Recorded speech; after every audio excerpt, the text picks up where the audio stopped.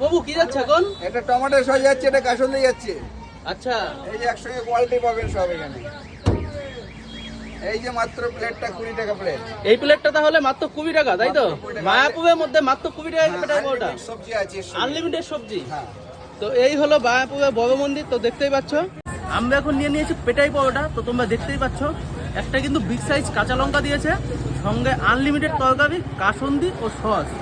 ও একদম রসালো রসালো পেটাই পরোটা, দারুণ ব্যাপার।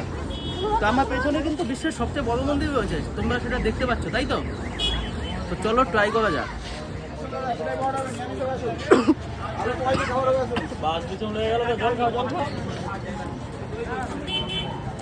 প্রথম বাড়িতে এরকম মানে